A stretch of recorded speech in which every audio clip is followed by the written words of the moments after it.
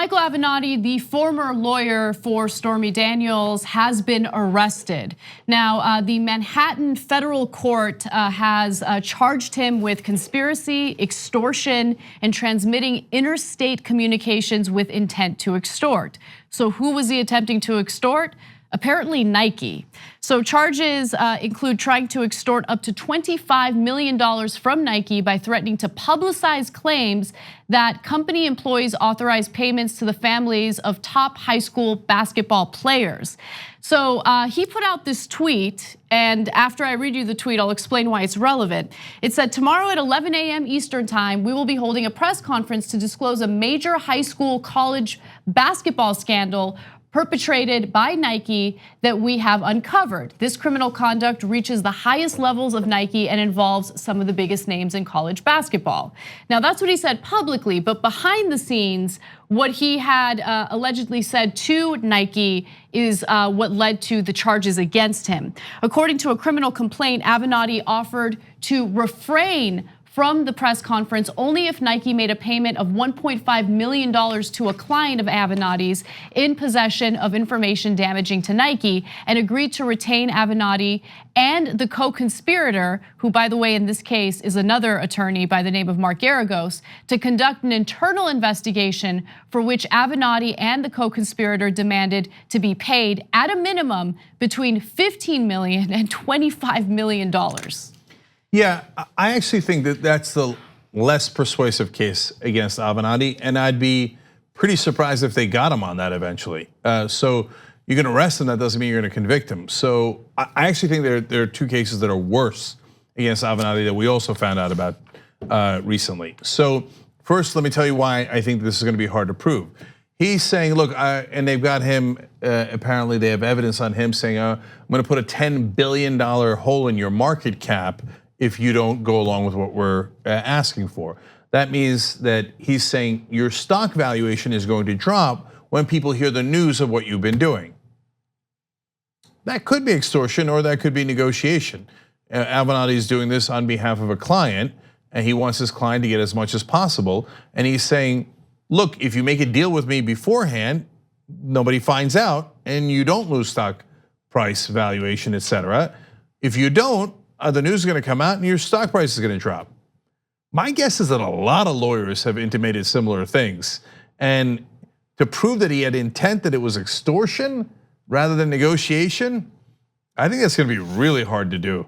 So and by the way, the guy charging him with that in New York is Jeffrey Berman.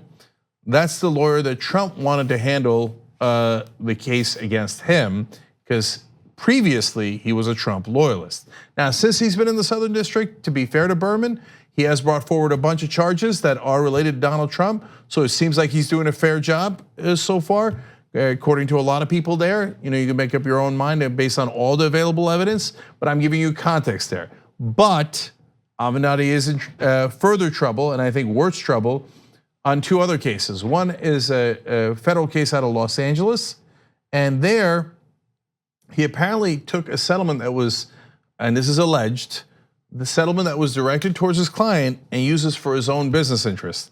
And he was gonna give the money to his client, according to what I can surmise from the charges, but later, after he used it for his business, and then give it to him, and he apparently misled his client about when he was paid. Now, if they can prove that, he's in a world of trouble over that. You cannot take your client's money and use it for your own businesses, even if it's quote unquote temporary. And you can't lie to your client about it. No, none of that is anywhere near acceptable. So there's that. And then finally, there's a third one, which also is deeply problematic. This one's for defrauding a bank in Mississippi by submitting bank tax returns to the bank that were apparently fake. Those are the allegations. The evidence they seem to have seems strong about how fake those tax returns were. Maybe taking out a page out of his main foe's playbook, Donald Trump. Yeah, and the evidence that they have is the years where he had deposited that money from filing his taxes.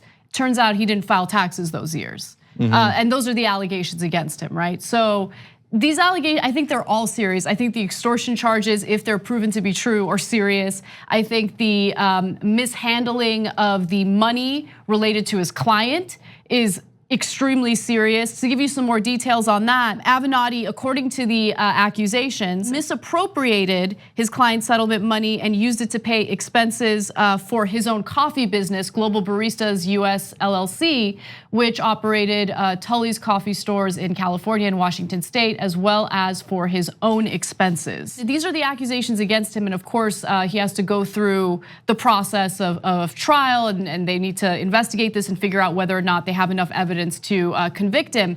But I will say that, man, I mean, it's not looking good for him. It's just not. Yeah, and the U.S. attorney in Los Angeles, as far as I know, has nothing to do with Donald Trump and is not a loyalist or anything along those lines.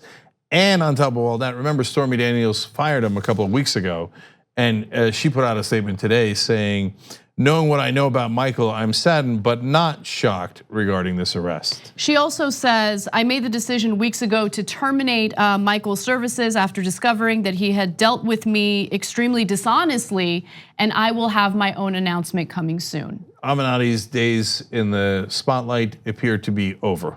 Well, he'll be in the spotlights, but not in the way that he hoped or imagined. Now remember, he was thinking of running for president in 2020. That's hilarious. Well, you know what? There was a guy who in the other party who ran for president with a very similar background, and he won. Yeah.